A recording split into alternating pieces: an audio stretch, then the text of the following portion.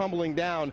We want to bring in Mark Walsh, who's a freelancer for Fox. You live just a few blocks away and witnessed. Dude, I live on the 43rd floor of a building which is 5 blocks from the World Trade Center itself. I witnessed the entire thing from beginning to end. People talk about how it looked like a movie. I know when I came walking down here early this morning and saw both towers on fire and people on every street corner, it was like a movie. But you watched the planes hit the towers. I was watching with my roommate. It was approximately several minutes after the first plane had hit.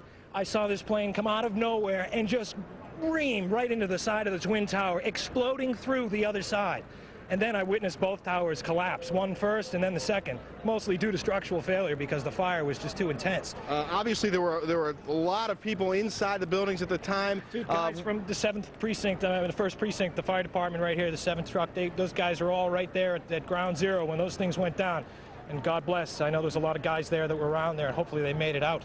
What was happening around you, in the streets around you, as this was all going down? Absolute pandemonium. From my viewpoint up 43 floors, I could see people running like ants, just absolutely scurrying for their lives. Billows of smoke coming through the streets, just walking down the street, just pushing everybody back. And then several minutes after, it looked like it had just snowed over the entire area. Yeah, the debris, the soot was thick on the street. There's still a dusting of it out here. But when I was standing here and the towers collapsed, we saw police officers running for their lives, screaming, "Get back, get back, get back!" And I'll tell you, that's a wake-up call when you see cops running for their lives, and people too, women's pushing baby carriages, that sort of thing. Well, you had the first tower first. That one, when that first went down, it just pushed everybody back, and it was a good 15 minutes before the second tower finally collapsed. Yeah. And it was just overwhelming, and by that point, it was just insane.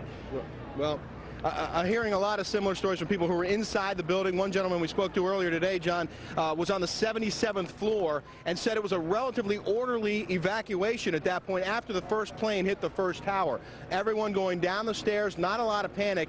But when they got to the 6th floor, he says they felt a second shake.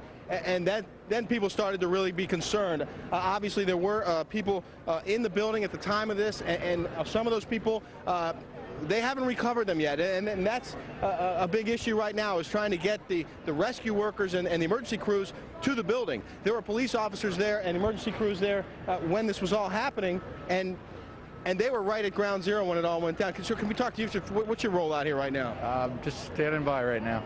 Can't say what role I'm playing right now. Well, there's a lot of standing by. There's also concern that some of these other buildings might actually come down. This building right here with the glass that you see, the nearest tall building, that has structural damage as well. We saw a lot of glass broken out, and a corner of the building appeared to be in distress, and there's concern that there might actually be another collapse of that building.